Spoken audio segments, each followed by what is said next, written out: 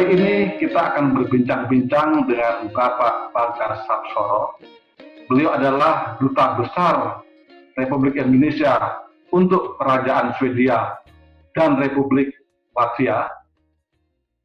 Kita akan berbincang-bincang tentang bagaimana pemerintah Swedia menangani masalah COVID-19.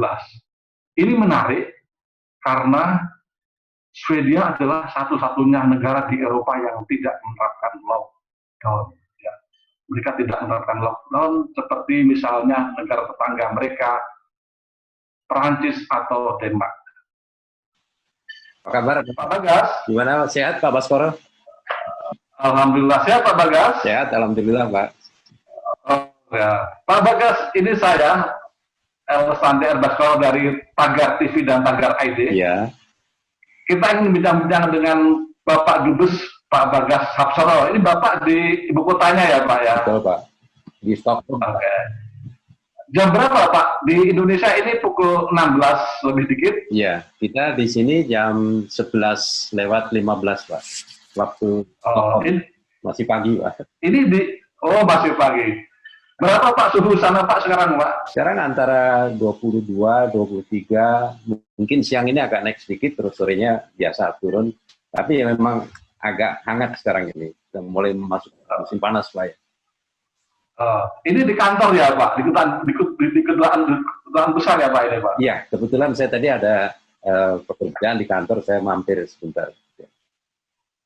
Nah, Pak Hapsoro, kami ingin tahu nih, bagaimana ini situasi kedubes di Swedia, kedubes RI di Swedia dalam masa pandemi ini nih sekarang ini? Apakah juga menerapkan working from home atau bagaimana? Atau anak buah Anda suruh masuk semua ini Pak Dubes? Iya, jadi terima kasih Pak Baskoro. Saya lihat memang kita masih sebetulnya work from home. Jadi tidak setiap hari kita masuk kantor. Satu minggu ini sekali kita ke kantor. Kebetulan ada beberapa hal yang harus saya datangi ke kantor terkait surat-surat. Tapi nanti setelah ini juga saya kembali ke rumah lagi dan teman-teman juga tidak sebenarnya hari ini masuk. Terima kasih Pak Baskoro. Memang topik mengenai COVID itu menarik ya Pak ya. Jadi kalau saya lihat dari depan tadi kan disampaikan kebijakan pemerintah Swedia yang berbeda dengan negara tetangganya, dalam hal ini juga termasuk Denmark, Norwegia, dan Finlandia. Mereka itu menetapkan lockdown policy, Pak ya. Dan di sini enggak. Jadi ketika COVID-19 ini menyerang Eropa, Pak, Swedia itu dianggap nyeleneh. Tidak menerapkan kebijakan lockdown seperti negara Eropa lainnya. Bahkan orang bertanya, apakah Swedia ini mulai menerapkan kebijakan herd immunity, kekebalan tubuh. Dan saya juga sering mendengar pembicaraan di antara para diplomat asing, mengapa Swedia menjadi satu-satunya negara yang memilih tidak menerapkan kebijakan karantina wilayah, Pak ya. Lockdown sejak awal, dan apa sebetulnya alasan tidak memperlakukan itu sebenarnya bagaimana. Ini sangat menarik, Pak. Dan kalau kita lihat juga fakta yang sampai hari ini itu sampai dikatakan bahwa korban yang terpapar, Pak, yang terinfeksi itu meningkat besar, Pak, sangat besar. Dan yang meninggal juga. Tapi kenapa kalau diterapkan? Karena begini Pak, yang pertama adalah bahwa pemerintah Swedia itu menganggap bahwa kita tidak perlu mengubah perilaku masyarakat. Jadi tidak perlu se-ekstrim negara-negara lainnya yang sampai menutup kegiatan ekonomi. Dan banyak restoran yang masih dibuka Pak, walaupun aktivitasnya itu menurun. Misalnya tidak boleh desak-desakan Pak ya masuk restoran, kalau take away boleh, take out tuh boleh. Tapi kalau nunggu terus berlama-lama itu nggak boleh. Kemudian jadi tidak ada larangan ya? Tidak ada larangan ya Pak ya? Restoran buka biasa. Betul, dan itu tetap harus ada physical dan social distance Pak. 1,5 meter atau sampai 2 meter, tetap ada. Antrian, termasuk juga kalau ke kasir itu Pak, dikasih 1,5 meter, 2 meter itu harus jaraknya demikian. Nah ini yang diterapkan oleh mereka. Dan pada dasarnya mereka mengatakan bahwa kita ini semuanya orang dewasa. Jadi tidak boleh menyebarkan kepanikan, tidak boleh rumor, dan kita punya tanggung jawab masing-masing. Jadi himbauan ini Pak yang dipakai oleh pemerintah dan masyarakat itu bisa mengikuti Pak dalam hal ini. Itu yang tidak ada sanksi Pak, tidak ada sanksi terhadap pelanggaran ini Pak. Kalau sanksi ada, misalnya restoran atau bar Pak ya, kan kalau musim summer sekarang banyak orang keluar ya, itu kalau di suatu tempat desak-desakan, overcrowded, kerumunan, dan sudah ada 5 ini Pak, ada 5 restoran atau bar yang ditutup Pak, dan itu langsung disegel malam itu, nggak boleh buka lagi, supaya penjeraannya itu ada. Jadi memang ada sanksinya dalam hal ini. Tapi himbauan itu terus berlaku Pak, berupa anjuran gitu, Pak, bahwa ini adalah demi kesehatan Anda, demi kesehatan kita satu sama lain. Jadi satu sama lain punya peranan dalam hal ini Pak. Orang tua, Begitu ya. Iya demikian Pak.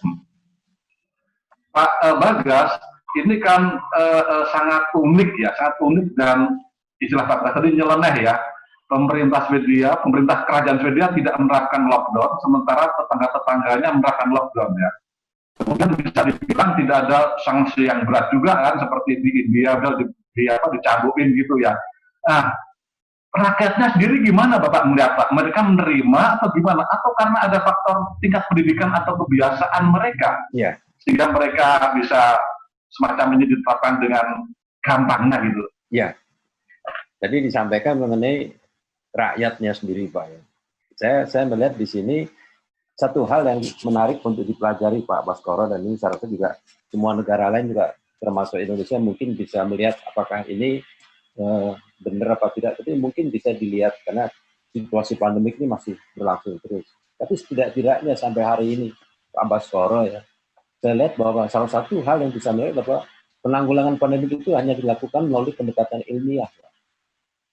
Ini pendekatan politik Pak, dan ini menarik karena faktor yang mendukung juga ada, yaitu pendidikan dan tingkat kesadaran. Tingkat kesadaran mengenai pentingnya hidup itu sehat, Pak. Oleh karena itu yang namanya bantuan pemerintah terhadap ya medical ini Pak ya, allowances, termasuk juga yang namanya pendidikan itu juga itu besar Pak. Jadi kalau saya lihat dari situasi politik di sini ya Pak ya, sebelum merebaknya isu COVID-19 itu Pak ya, isu yang paling besar itu yang dihadapi adalah masalah imigran. Imigran, ya. Diserang posisi katanya, wah ini pemerintah terlalu humanis, terlalu lunak menghadapi kaum pendatang. Nah ini kalau dengan cara begini kan lama-lama, tapi dengan adanya isu COVID Pak, malah justru bisa mempersatukan rakyat. Saya pernah bertanya kepada salah seorang anggota Dewan Perwakilan Rakyat Swedia Pak. Tokoh ini masih muda, dan ini tokoh yang biasanya vokal dalam menyampaikan pandangan pribadi, Pak. Tidak saja lewat tulisan, tapi juga Twitter itu. Nah, sewaktu saya tanya pandangan dia tentang COVID-19, dia mengatakan begini, pandemik ini tidak membedakan usia, ras, agama, dan etnisiti. Kita harus berantas bersama. Bahkan sewaktu pemerintah mencanangkan, Pak, program bantuan COVID-19 untuk di adendum, Pak, ya, saya dirubah gitu, Pak. Dia setuju, Pak. Dia setuju, Pak. Jadi anggaran yang dipakai pemerintah untuk masalah COVID ini, termasuk bantuan-bantuan untuk vaksin, itu anggaran yang baru itu 107 miliar Pak, Swedish krona Pak. Nah ini suatu hal yang sangat menarik bahwa masalah ini tidak disampaikan secara ribut-ribut, ya mereka ada ya mekanisme untuk diskusi di kamar tertutup, jadi lobby antara pemerintah itu ada Pak, karena negara demokrasi Pak. Tapi nggak boleh dikatakan relatif agak sepi untuk rame-rame. Mungkin beberapa hari mendatang ini ada diskusi mengenai itu dan bisa dilaporkan keluar, tapi sampai hari ini itu masih boleh dikatakan masih stabil, tidak ada suatu gejolak yang menimbulkan pro dan kontra. Itu Mas Baskoro. Pak Bagas, saya mendengar bahwa seperti mahasiswa, anak-anak SMA itu mereka belajar mengajar dengan sistem online ya. Betul. Tetapi anak-anak SD-nya itu masuk Pak. Itu apa betul Pak? Betul. Betul sekali. Dan kenapa ya kalau mereka anak SD-nya masuk itu, dan apakah orang tuanya juga tidak khawatir? Beberapa aktivitas misalnya sports Pak ya, itu memang dibatasi Pak. tidak seperti sebelum-sebelumnya, misalnya sepak bola dengan apa tuh. Jadi memang dibatasi, tidak melibatkan banyak yang outdoor activities. Tapi memang kata mereka, di musim seperti ini yang musim spring kemudian masuk ke musim panas tuh, memang harus keluar justru. Anak-anak itu nggak boleh terlalu lama di dalam. Dan mereka tuh sebetulnya pada dasarnya lebih kuat daripada kaum rentan, Pak. Jadi Mas Baskoro ya, kalau di sini kan usia kaum rentan ini kan setelah 70 sampai 89 ya, itu tuh usia rentan. Justru itu yang diprotek. Itu nggak boleh keluar, harus di panti yang sudah disediakan, dan tidak boleh ditengok. Mereka betul-betul di self isolation, kira-kira gitu Pak, karantina mandiri gitu. Betul tadi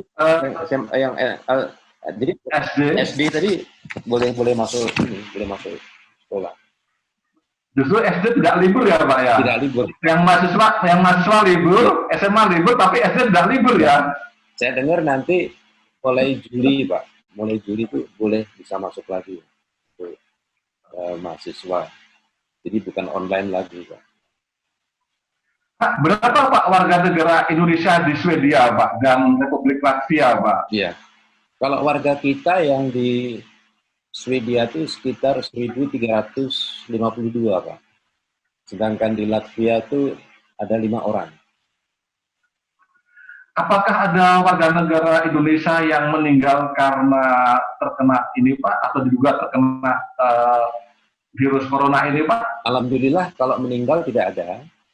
Tapi waktu itu ada beberapa ibu-ibu yang bekerja di panti ini Pak ya, untuk orang jompo itu sempat terpapar juga, dan mereka juga mengalami gejala-gejala yang mengarah ke positif.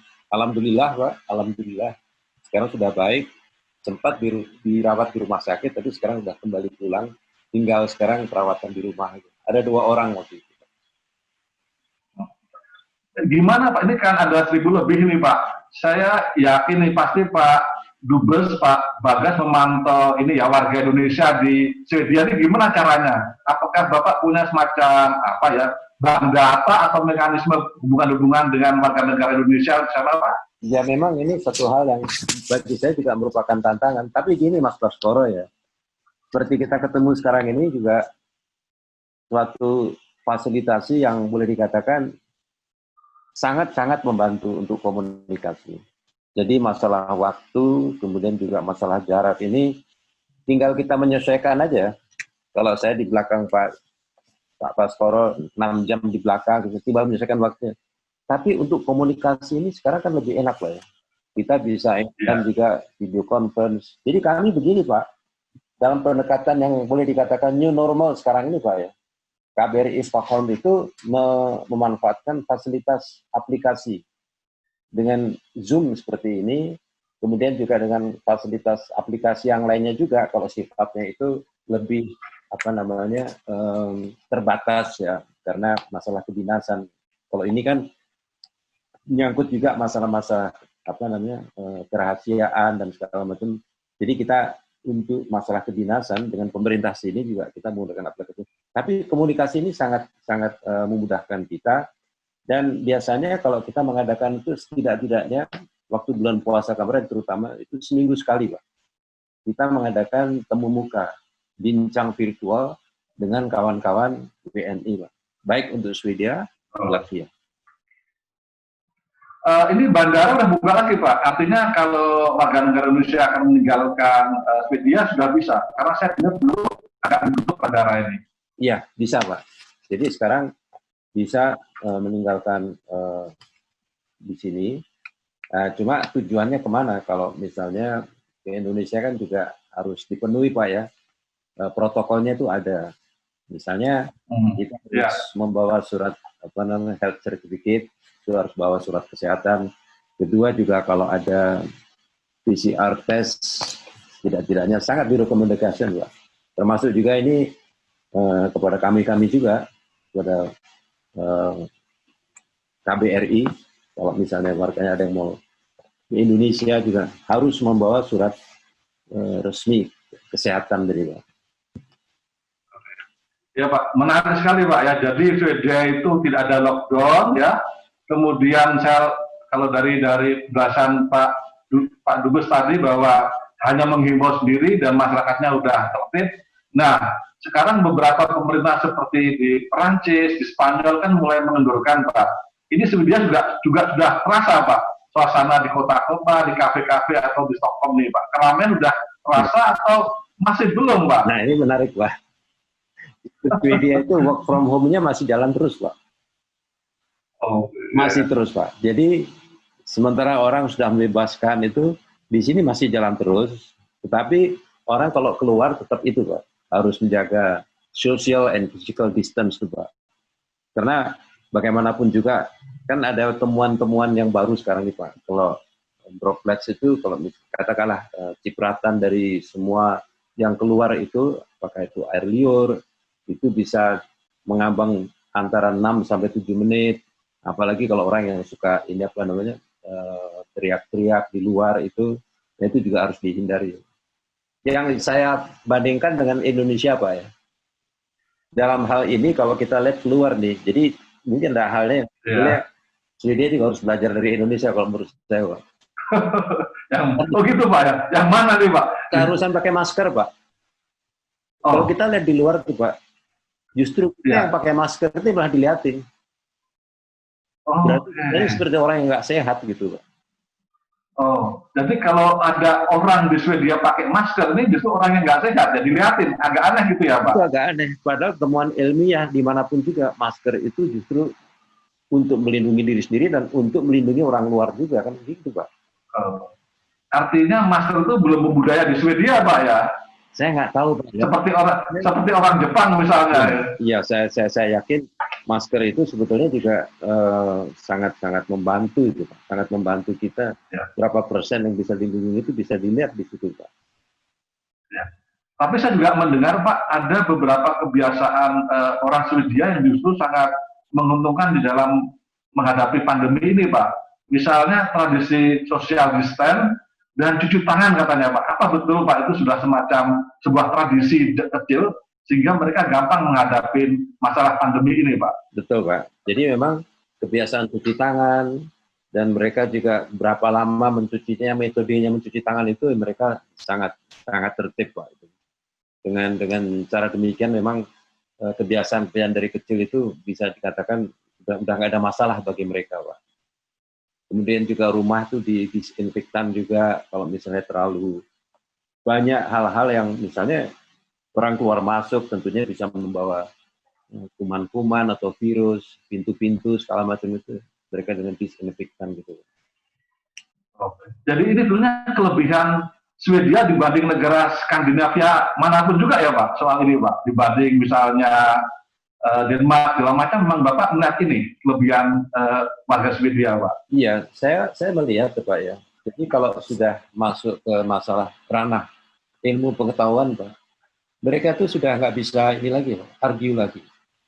Bahkan pimpinan pemerintah, Perdana Menteri juga mengikuti anjuran dari Public Health Agency Pak. Mereka mengikuti itu. Ya. Ini organisasi yang boleh dikatakan sudah 400 tahun Pak dalam sejarahnya Swedia tuh itu sangat berperan Pak. Organisasinya ramping Pak, tapi kekuasaan sangat tinggi. Terutama untuk masalah natural disaster, termasuk juga masalah pandemi ini Pak. Oke, bisa diulangi Pak, namanya apa tadi? Organisasi apa Pak? Dan apa nih? Posisinya nih di bawah siapa? Di bawah raja atau di bawah parlemen atau di mana ini? Iya, di bawah pemerintah Pak. Tapi interdep Pak. Jadi antar lembaga, mungkin kalau seperti kita ya BNPB gitu loh Pak ya. Oh iya. Cuma di sini kekuasaannya itu tidak hanya untuk masalah-masalah ya. Pokoknya yang disaster ini Pak ya, terutama pandemik ini yang kebetulan yang mengepalai itu juga mempunyai background, Pak, namanya Andrew Stecklow, mengenai ahli mengenai epidemiologi, Pak, epidemiologi dan masalah virus, Pak. Jadi Public Health Organization, Pak, namanya, Pak, Public Health Agency. Itu di bawahnya itu ada Kementerian Kesehatan juga, kemudian juga Kementerian Sosial dan lembaga-lembaga riset di universitas dan rumah sakit, Pak. Jadi artinya lembaga ini yang merekomendasikan tidak perlu lockdown di Swedia, saya kira ya. Betul, Pak. Itu yang membuat jadi apa namanya powerful juga. Jadi omong-omong, kapan ada acara lagi di Kedubes, Pak? Atau belum ada rencana sama sekali nih? Nah, karena masih susah gini, belum berani mengumpulkan warga Indonesia di Kedubes, Pak Bagas. iya betul sekali, Pak. Saya terus terang juga harus mengikuti kan, Pak, ya, bagaimana instruksi dan keadaan-keadaan di sini. Bahkan kita juga harus ikut peraturan-peraturan pemerintah. Nggak boleh ngumpul lebih dari 50 gitu, Pak, ya. Ini termasuk himbauan yang sangat diharapkan juga kita bisa mengikuti. Nah, dengan seperti ini tentunya kegiatan-kegiatan untuk pertemuan, kegiatan itu harus dialihkan dan disesuaikan seperti halnya dengan mengadakan video conference gitu, Pak. Ya, kemarin waktu acara Lebaran gitu, halal bihalal juga kita dengan sistem yang seperti ini juga dan orangnya bisa banyak gitu, Pak. Oke Pak Bagas, terima kasih sekali waktunya buat Pagar ID, bincang-bincang dengan Pak Bagas. Ini juga akan kita menurunkan di TV Pagar. Selamat bekerja Pak Bagas Absoro, sukses selalu, supaya tetap sehat semua, dan salam kami buat seluruh warga Indonesia di Swedia. Terima kasih, Pak. Selamat ya Pak, selamat siang waktu Swedia, Pak. Terima kasih. Wassalamualaikum. Ya. Waalaikumsalam warahmatullahi wabarakatuh. Terima kasih, Pak. Mari. Ya, sama-sama Pak.